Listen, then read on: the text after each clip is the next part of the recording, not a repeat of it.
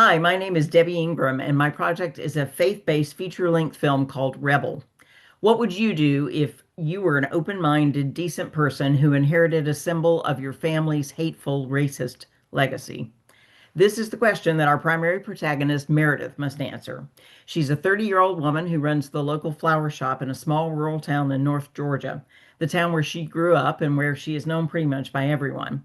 She's married to Dylan, who's a wheelchair user as the result of a car accident that killed Meredith's parents and severely injured him.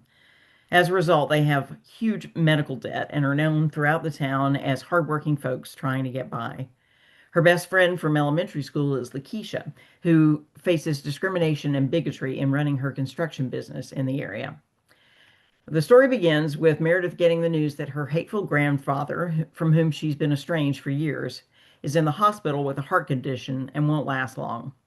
Her faith persuades her to be compassionate, so she visits him, but he's just as awful to her as he ever was. The next day he dies, and she finds out that he has left his big house, his land, and his money to a white Christian nationalist group.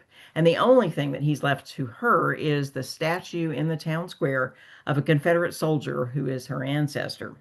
Thus begins the journey for Meredith to deal with three moral struggles: what to do with the statue, how to cope with the bigoted townspeople and outsiders who revere the statue and turn on Meredith, and how to support her black friend given her greater awareness now of the impact of racism.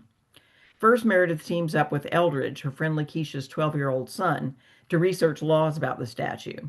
They discover that Georgia law prohibits the destruction, removal, defacement, or covering of a statue. Meredith can hardly believe that she's stuck with this symbol of all she deplores.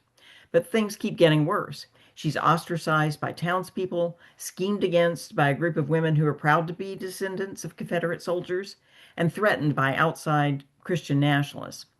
Protests take place, Lakeisha's business is vandalized, and Meredith is physically attacked and her flower shop burned down in the climax.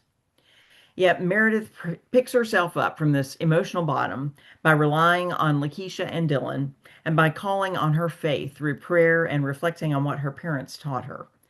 Meredith prevails with an innovative idea to incorporate the statue into a larger, more inclusive piece of public art that restores peace, highlights young people, and brings hope for the future.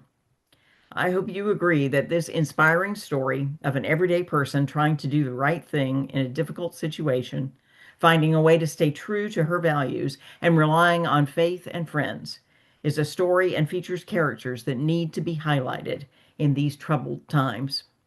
Thank you.